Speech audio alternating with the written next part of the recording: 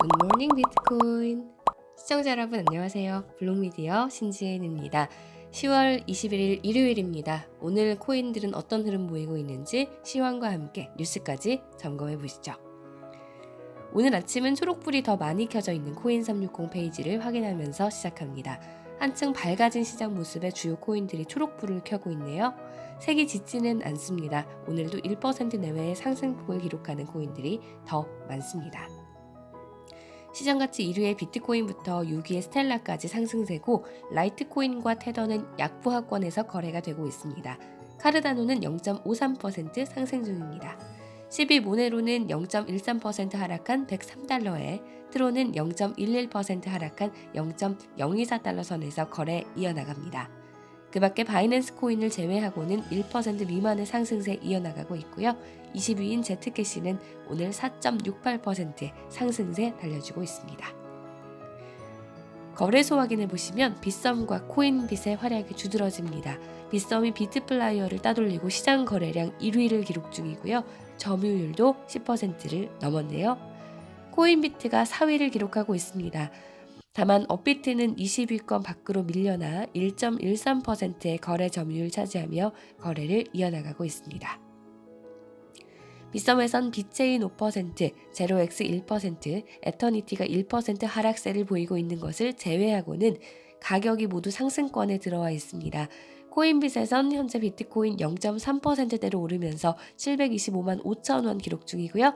이더리움 0.91%, 덱스 15%, 이더리움 클래식 6.98% 상승세 이어나가는 중입니다. 업비트의 분위기 나쁘지 않습니다. 비트코인 강보합권 속에 729만 2천 원 선의 거래 이어나가고 있고요. 리플, 이더리움 강보합입니다. 에이다, 이오스도 마찬가지고요. 디마켓 9.96%, 머큐리 15.79% 급등 중입니다. 세계 최대 규모의 반도체 제조사 대만 반도체 이야기를 먼저 해드릴까 합니다. 대만 반도체가 올 4분기 암호화폐 채굴 수요가 줄어들 것으로 전망을 했는데요. 이를 가늠할 수 있는 이유는 바로 반도체의 수요입니다. 당초 7에서 9%를 성장할 것으로 예측되던 반도체 수요는 6.5% 성장으로 낮춰졌는데요. CC웨이 CEO는 2018년 3분기 수익을 보고하는 컨퍼런스 자리에서 지속적인 수요 둔화로 인해 그동안의 성장세가 상쇄될 것 같다는 의견을 밝혔는데요. 이 회사의 매출 중 암호화폐 관련 매출이 차지하는 비중은 10%에 달하는 것으로 알려졌습니다.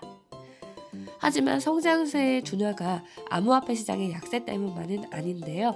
삼성 역시도 암호화폐 채굴 분야에 진출하는 등 치열한 경쟁 구도가 예상되기 때문도 있다고 뉴스BTC는 덧붙였습니다. 한편 트럼프의 무역 관세가 이 회사에는 좋은 영향을 미칠 것으로 내다봤는데요. 대만의 회사이기 때문에 미국에서 중국의 제품에 대한 수요가 줄어든다면 반사이익을 얻을 수 있을 것으로 전망했습니다. CCN을 통해 마이크 노보그라츠의 긍정적 발언 살펴보고 가겠습니다. 비트코인은 내년 1분기부터 강세장을 보일 것이라고 내다봤는데요. 기관의 적용이 늘어날 때까지는 비트코인 가격이 쉽게 상승할 수 없을 것이라는 의견과 함께요. 블룸버그와의 인터뷰에서 노보그라츠는 그동안 계속 긍정적인 발언을 해오던 톤을 조금 낮춰서 2018년에는 만선을 깨지 못할 것이라고 선을 그었습니다. 당신이 깨달은 게 있다면 시간이 조금 더 걸릴 것이라면서 올 연말에 만선을 올라서기에는 무리가 있다고 말했습니다. 이는 지난달 CNBC와의 인터뷰에서 비트코인이 올 연말까지 30% 오를 것이고 만선을 돌파하면 그땐 기관들의 유입도 많아질 것이다 라고 말한 바를 조금 낮춰 잡은 건데요. 하지만 암호화폐는 글로벌 혁명이라는 의견은 견지했습니다. 인터넷 버블은 미국만의 것이었고 부유한 미국인들만이 참여했다면 암호화폐는 방글라데시의 아이들도 살 정도로 그리고 도쿄, 한국, 중국, 인도, 러시아에서도 활발하게 투자할 정도로 글로벌적인 현상이다라고 말했습니다. 이더리움 이슈로 넘어가 볼까요? 이더리움의 매도세가 지속되고 있습니다. CCN은 많은 코인들이 매도세를 겪고 있지만 이더리움이 가장 강한 매도세를 경험하고 있다고 말했는데요. 가능한 이유로 꼽는 것이 ICO 프로젝트들입니다. 지속적으로 시장이 약세장에 머물자 이 장이 쉽게 끝나지 않을 것이라는 예측 속에 많은 프로젝트들이 보유하고 있는 이더리움을 팔아서 운영비를 마련한다는 것인데요. 또 하나의 가능한 이유는 세계적인 주식시장의 부진이라는 의견도 있습니다. 하지만 세셔스 네블 엘리먼트 디지털 자산관리 애널리스트는 최근의 가격 하락은 주식시장과는 관련이 없다고 선을 그었습니다. 그는 최근에 주식시장과 암호화폐 시장이 동조화의 틀 안에 들어서고 있다는 주장들이 있는데 그것은 사실이 아니고 암호화폐의 움직임은 주식시장과는 전혀 관련이 없다고 덧붙였습니다. 이더리움 핵심 개발자들이 현지 시간 19일 회의에서 콘스탄티노플 하드포크를 내년 1월까지 연기하기로 합의했다는 소식도 들어와 있네요. 원래는 10월 말로 완성될 것으로 여겨지던 과정이었는데 테스트넷이 개발자들이 전기료 없이도 그들의 스마트 계약을 하거나 업그레이드하는 것을 포함하는 과정이었는데요. 미뤄지게 됐습니다. 회의 중 한 개발자는 논란을 좀 줄이기 위해서 차라리 하드포크 대신 업데이트라는 말을 쓰는 게 어떻겠냐고 제안하기도 했다고 합니다. 자, 앞서 노브그라츠의 비트코인 발언에 이어 테더에 대한 발언까지 짚고 가겠습니다. 테더 운영에 있어서 투명성을 높이는 것이 필요하다고 노브그라츠는 부정적인 발언을 내놨는데요. 자신의 투자회사가 암호화폐 시장에 활발히 투자를 하고 있고 테더와 같이 미국 달러와 연동된 스테이블 코인을 선호하고는 있지만 나는 테더가 투명성 부분에서 잘하고 있다고 생각하지는 않는다. 투명성을 더 높여야 한다라고 말했다고 합니다. 테더는 최근 과연 스테이블 코인으로 작용이 가능한가에 대한 논란을 계속 나와왔는데요. 최근 파산 소문과 고객 손실이 발생하고 있는 비트피닉스 거래소와의 파산설과도 관계가 되어 있습니다. 현재 테더의 가격은 0.61% 하락한 0.98달러 선을 유지하고 있습니다. 자, 이번엔 거래소 쪽의 리포트 살펴보겠습니다. 절반이 넘는 암호화폐 거래소가 보안에 취약하다는 연구 결과가 나왔네요. ICO 레이팅스가 발표한 보고서에 따르면 암호화폐 거래소의 46%만이 원하는 보안 수준을 충족하고 있다는 결과가 나온 건데요. 2016년부터 총 13억 달러가 해킹을 당했지만 거래소들은 여전히 보안 문제를 심각하게 받아들이지 않고 있다면서 콘솔 오류, 사용자 계정 보안, 등록 및 도메인 보안, 웹 프로토콜 보안 등으로 나누어서 평가해본 결과 이런 결과가 나왔다고 전했습니다.